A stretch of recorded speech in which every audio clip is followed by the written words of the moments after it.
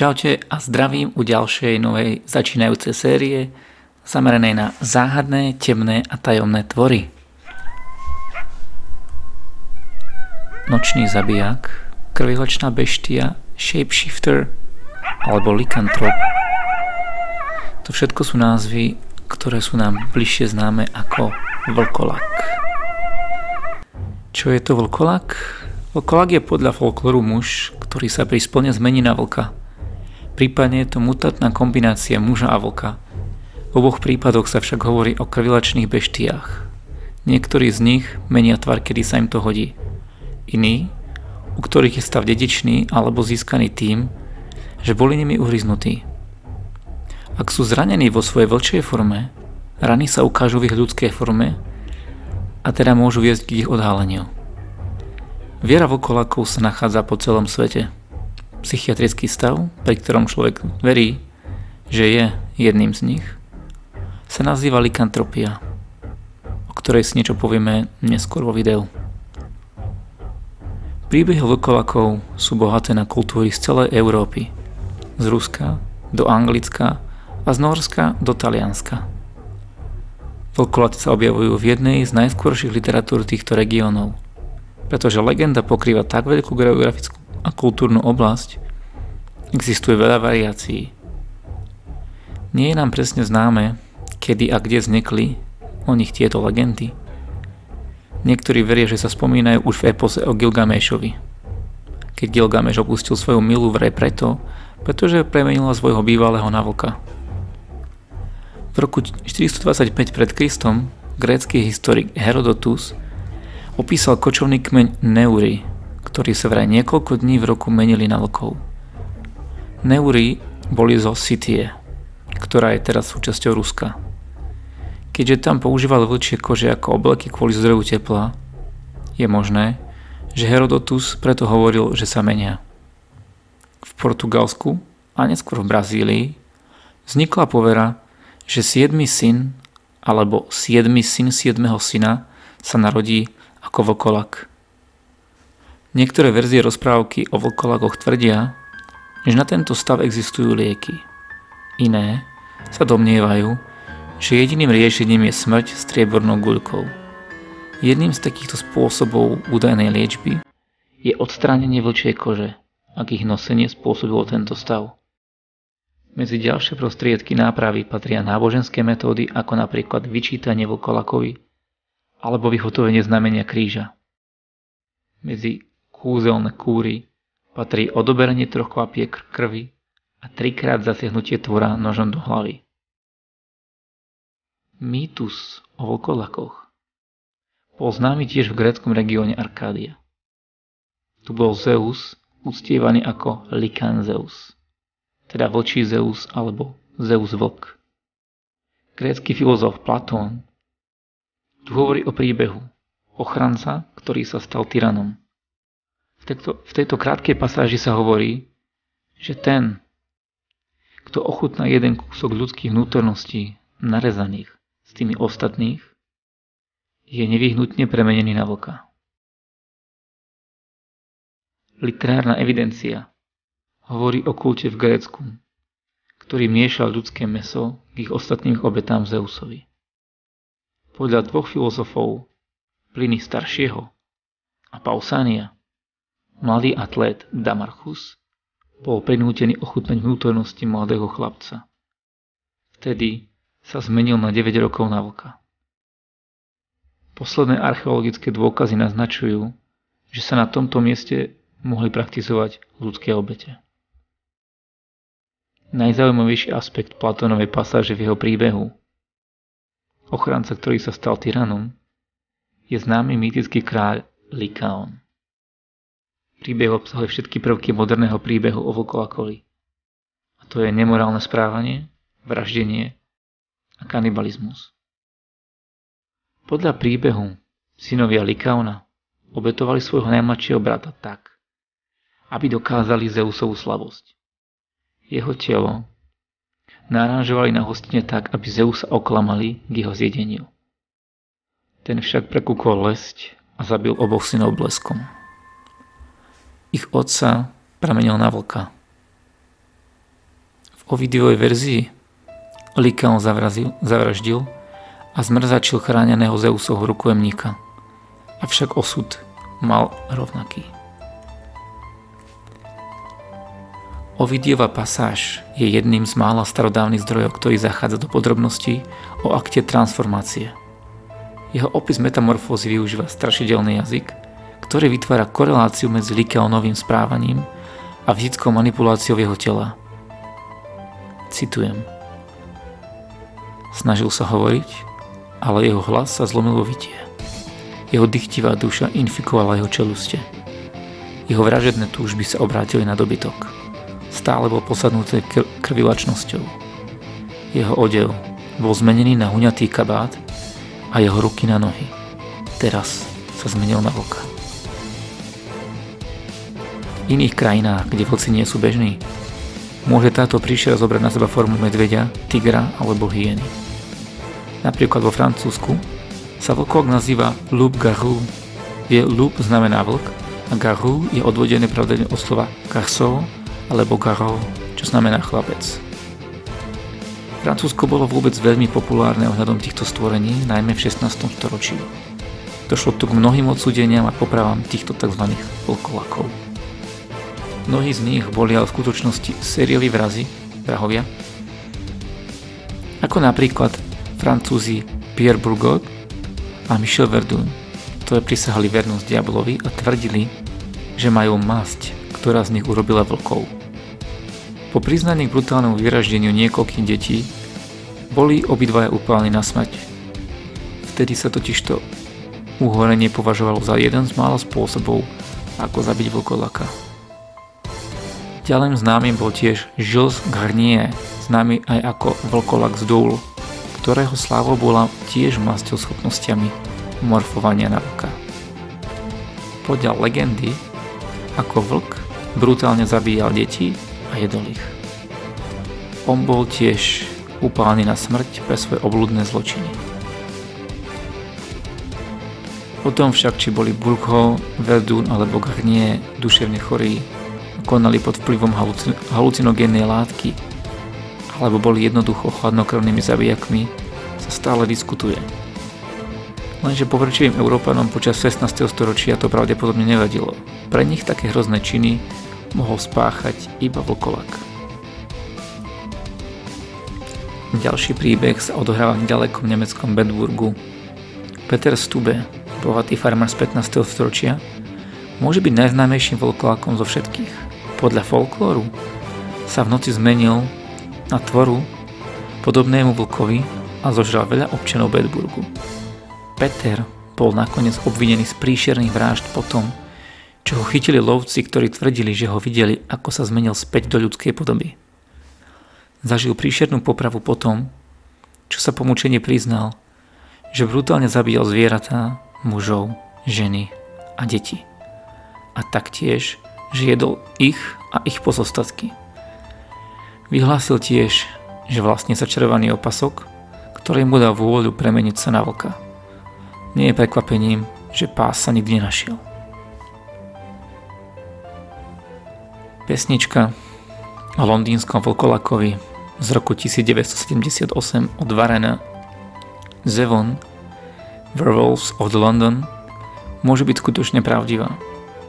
Jedna z autoriek, Linda Godfreyová, hovorila o svojom kolegovi, vtedy 26-ročným Garym, ktorý sa rozhodol prejsť cez cintorín Camberwell, aby si skrátil cestu. Nemal však baterku, ale náhle uvidel, ako sa pred ním pohybuje veľký pes. Presvedčený, že sa mu to len zdalo, pokračoval. V tom ho niečo chytilo za ruku a pritiahlo na zem. Podľa Garyho ten tvor pachol chladným a strašným zápachom.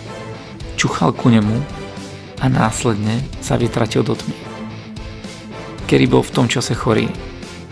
Je presvedčený, že táto choroba, ktorú tvor ucítil, ho zachránila. Gary popísal tvora s hlavou nemeckého ovčiaka a telom dogy. Držal ho vraj však ľudskými rukami a nie labami. Štúdie v austrálskej nemocnici od augusta 2008 do júla 2009 evidovali zas 91 urgentných porúch správania. Leonie Calverová, zdravotná sestra z toxikológie, ktorá sa venuje klinickému výskumu, uviedla, že takmer štvrtina prípadov, teda 23%, sa vyskytla v noci spolu, čo je dvojnásobný počet v porovnaní s ostatnými mesačnými fázami. Všetci pacienti museli byť sedatívni a fyzicky pripútaní, aby chránili seba aj ostatných. Niektorí z týchto pacientov napadli personál ako zvieratá. Hryzali, pľúvali a škrabali, povedala pani Calverová. Dalo by sa ich porovnať s vlkolákmi z minulosti, o ktorých sa hovorí, že sa objavili aj počas sponu. Ďalej uviedla, že mytológia vlkolákov hovorí aj o kúzelnej masti, ktorú si ľudia vmasírovali. Tá sa skladá prevažne z beladóny a tzv. Nightshade, čo sú rastliny alebo povedané aj ovoci alebo zelenina, ktorá je veľmi špecifická, napríklad patrí tam aj baklažán alebo podobné veci a niektorí ľudia sú na ňu jedovatí alebo môže na nich mať určité iné vplyvy. Každopádne obe tieto rastliny môžu vyvolať delírium, halucinácie a klam telesnej premeny. Takisto viac ako 60% pacientov bolo pod vplyvom alkoholu alebo nelegálnych drog. Nemocnica si nie je istá, či je zábavnejšie užívať návykové látky počas sponu, alebo či je ich správanie priamo ovplyvnené mesiacom. Teraz si poviem niečo o likantropii. Likantropia z gréckeho likos, čo znamená vlk, a antropos, čo je človek, je duševná porucha, pri ktorej sa pacient domnieva, že je vlk alebo iné neľudské zviera. Nepochybne stimulovaná kedysi rozšírenou poverou, že likantropia je nadprirodzený stav, v ktorom ľudia skutočne predpokladajú fyzickú podobu vlkolákov alebo iných zvierat. Klam sa s najväčšou pravdepodobnosťou vyskytoval u ľudí, ktorí veria v reinkarnáciu a transmigráciu duší.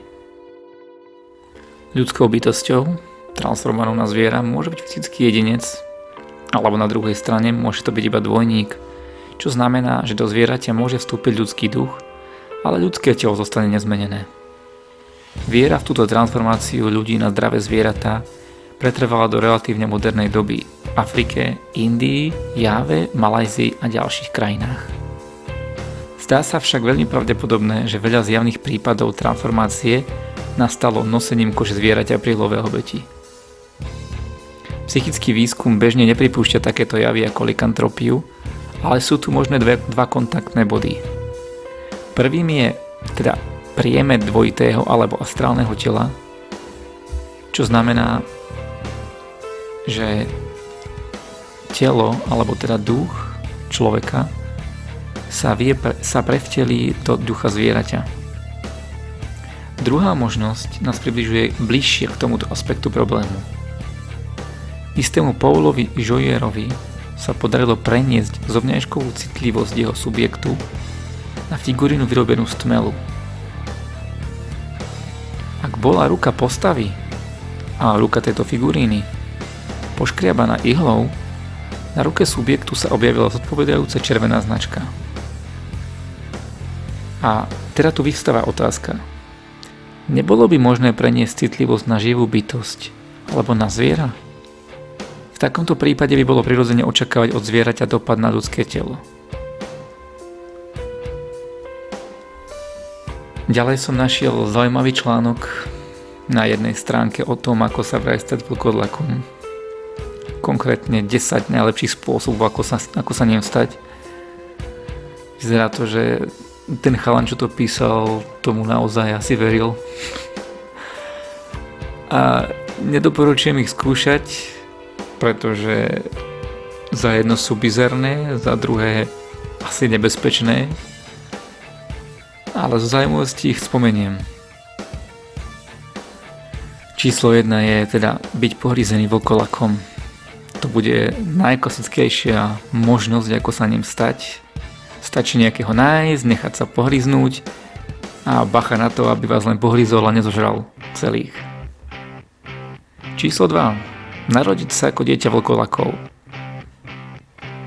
Tento spôsob nie je úplne istý, pretože gen vlkoľakov vraj je recesívny a teda sa nemusí na vás preniesť. Ak nepočítame, že obidvaja vaši rodičia musia byť vlkoľaci, čo asi nie je úplne možné. Alebo úplne bežné. Číslo 3. Obeť vlkoľačej kliatby.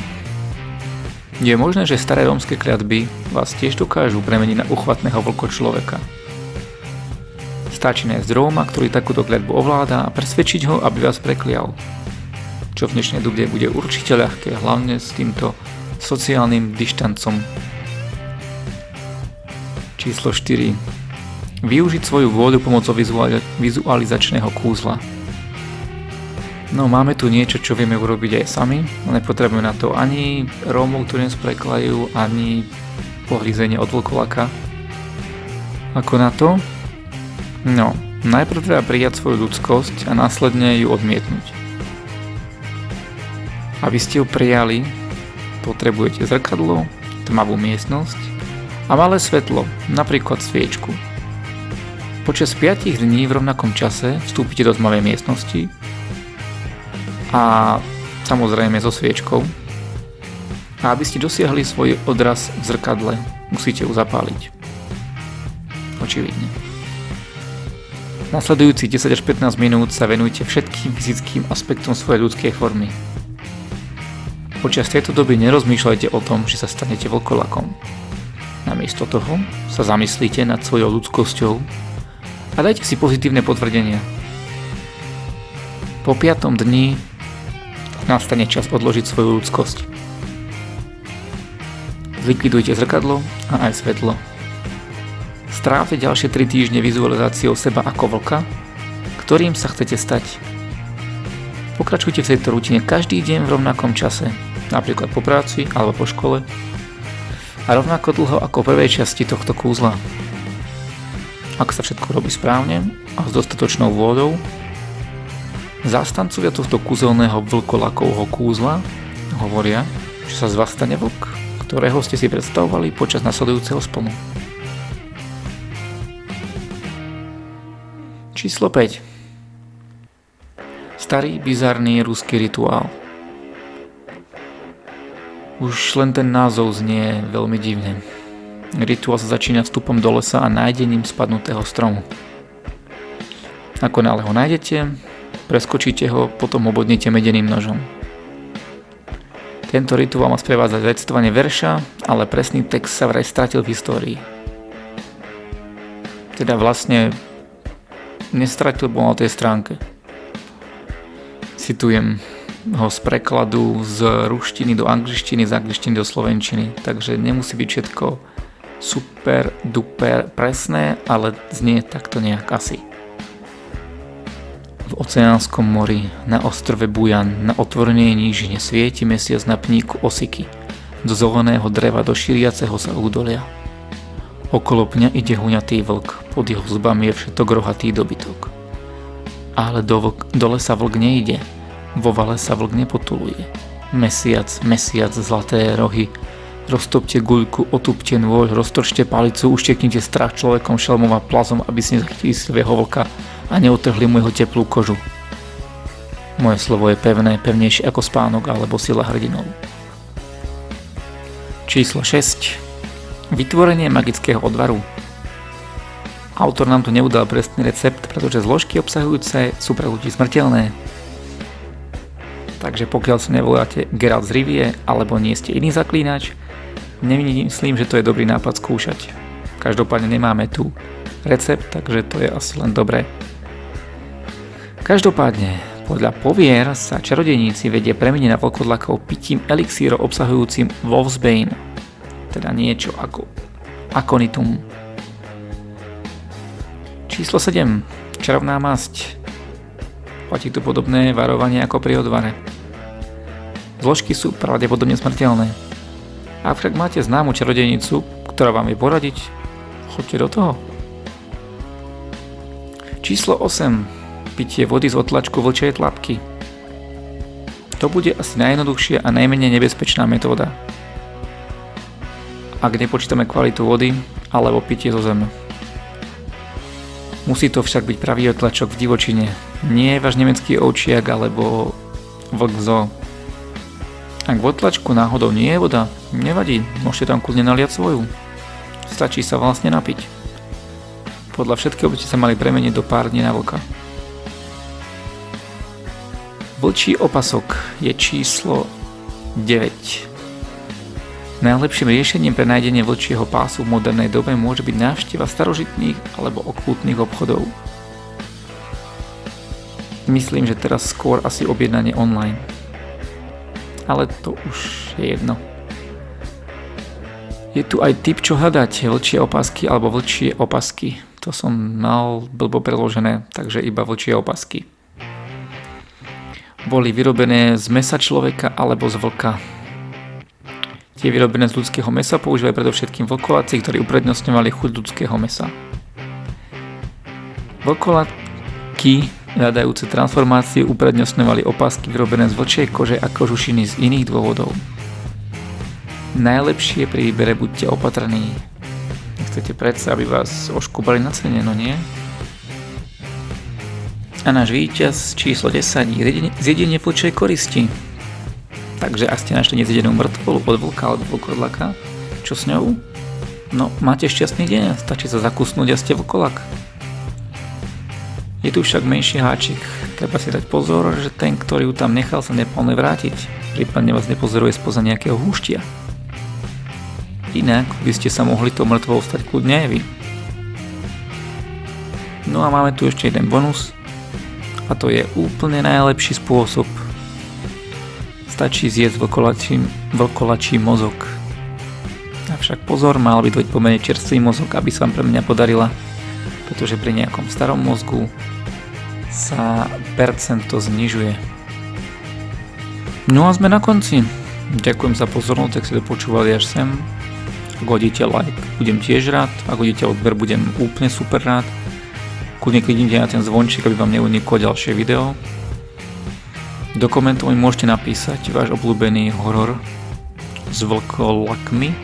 Napríklad moje sú moja sestra vlkodlak alebo psi vojaci, ak niekto z vás pozná. No a my sa uvidíme u ďalšieho videa. Zatiaľ sa držte, nechajte sa zožrať vlkodlakmi. A čaute.